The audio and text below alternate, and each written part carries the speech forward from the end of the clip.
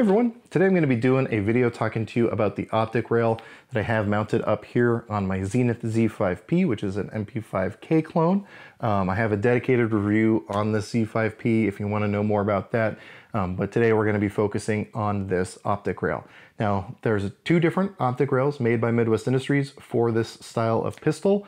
This one specifically is the one that has the little arm that comes out to the front sight block. So just so you know what you're getting into, making sure you're watching the video for the one you want more information about. So with that said, let's go ahead, cut to some footage of this thing in use, and then we'll come back and talk about this mount.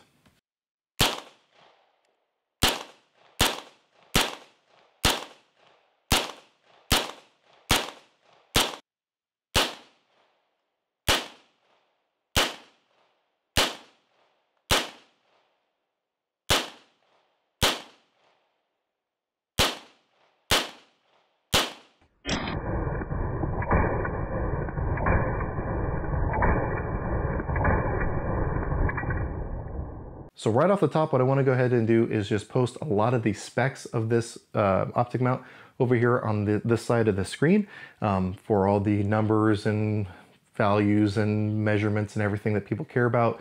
Feel free to pause that if you want. Honestly, it's all information you can get from the product page for this thing. So again, it's just to save me from having to list off a bunch of numbers at you. There it is. Feel free to pause it. But again, just check the product page. This mounts just like any other MP5 style claw mount up on top, except that you have this little extra arm that comes out to the front sight, which I will touch on here in a second. You have regular 1913 style rail right up here, which allows you to mount just about anything. In fact, I think I have in my pocket, at least I meant to, I think, yep, I do. In the past, I've had a Vortex Venom reflex sight mounted up here with the Strike Industries little Rex skeleton around it, but I just happen to have a microdot in my pocket. So if you wanted to, you could mount anything compatible with that up here. We can talk about the pros and cons of that with the MP5 sights being the way they are, but if you did want to mount a red dot or anything like that to the pistol, this is going to be an excellent mounting option for that. However, the reason I went with this specific one is because I also wanted the added functionality of being able to mount a light on top. Now, I saw this for the first time at SHOT Show 2018. I was looking at their product lineup and I saw the way they had that light mounted, and it was like, oh, that's so awesome, I need that. Now granted, it was on one of the full-size MP5s, so we don't have a ton of real estate on the Zenith Z5Ps or HK MP5Ks, so I kind of had to finagle things here to make it work, but we still made it work. So what I have up here is a Streamlight ProTac Rail 1. Again, dedicated review on those things. Currently my favorite long gun weapon light. Just again, for the value, they're really, really hard to beat. I'll probably have a link to them down below to Amazon. But I have one of the M-Lock light mounts, scout mount lights, light mounts here on top. And this is one that kicks it out and then angles it slightly. So with this, it kicks it just off to the right side of this front sight block. However, because the width of the bezel here on the Streamlights, I actually had to file some of the texturing off. Now, it didn't have to file into it. It's just they have these little ring buffers on it. So I just had to file down some of those, and it mounted on just fine. And then I ran the tape switch down to the handguard, which I have a dedicated review on, which if you're watching this one, you probably already saw that one, but we'll ignore that fact for now.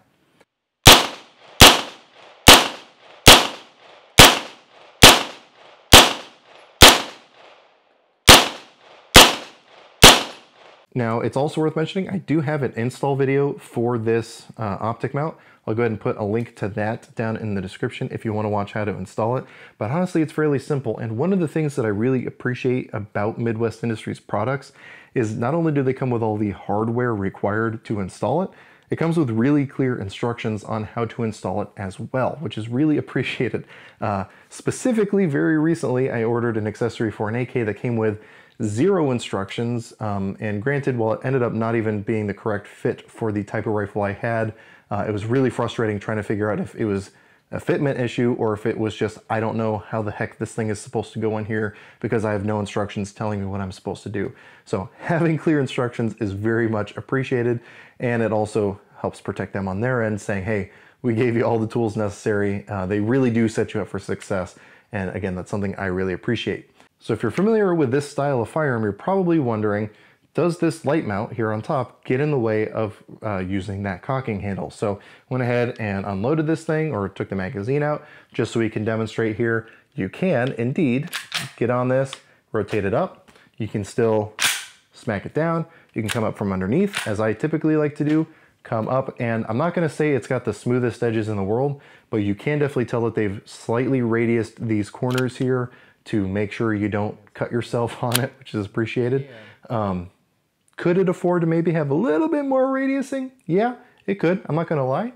However, once you start requiring machining like that, that's when you're really starting to look at increasing the cost, just because you're having to look at more machines, more processes, more man hours. So I'm willing to put up with the way this is.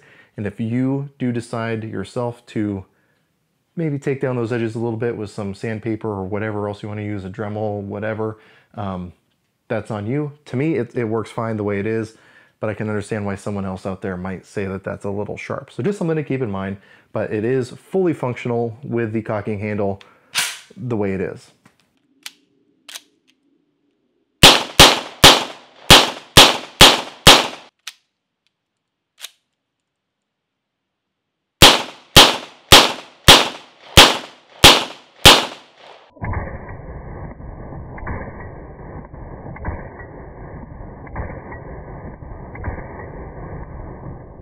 Now, in regards to actually mounting optics to this thing, again, as I showed, very, very straightforward. Anything 1913 compatible is going to work on this thing. You have quite a bit of forward and backward movement, so if you had a microdot, you could definitely play around with the placement of that. Personally, I don't necessarily feel the need for an optic on this, just for the kind of usage I foresee myself having this thing for. Is it a bad thing to have? Definitely not. Definitely can make some of those longer shots easier, or objectively faster sight acquisition, especially in certain lighting conditions. So it's not a bad thing to have on there, but because of the way the iron sights are on this thing, it's less than ideal, because sometimes the red dot will literally line up with the top of the front post. That's not a mount issue, that's just an issue with the way these things were designed. Obviously, when the MP5K entered the market, especially the MP5, but even the MP5K when it entered the market, we didn't have the modern optics we do now, or at least not in their current iterations. So it wasn't necessarily something they were thinking about, which is why we even have claw mounts like this in general, because it's really trying to take an existing design and make something that's going to work, instead of designing it around it with an integral 1913 mount like you see on modern pistol caliber carbines or pistol caliber pistols, like the Scorpion Evo, like even the Ruger PCC. Any of those are going to have easier sighting options where you don't have to worry about iron sights getting in the way unless you put them in the way. So just something to consider. But as far as like ability to hold zero, I had optics mounted on this thing for a very, very long time, and I was still smacking steel out at 100 yards with zero issue whatsoever. But it's a 9mm, so it's not going to have excessive amounts of recoil that are really going to start jostling it around. And as long as you use the included thread locker and apply correct torque values, this thing's not going anywhere. I have 100% faith that this thing is going to stay on this gun until I physically take it off, and even then I might have to take a heat gun to it. Probably not have to, but I might even have to take a heat gun to it to get some of that thread locker ready for me to take it off again. So again, really the main reason I have it is for my light mounting option, but it does allow me the opportunity to mount an optic if I want, even though I don't currently have one on there now. Although, since that primary arms microdot isn't attached to anything else, I might throw it on here again, just so I can have another optic on this thing, but I don't know. Time will tell, for sure.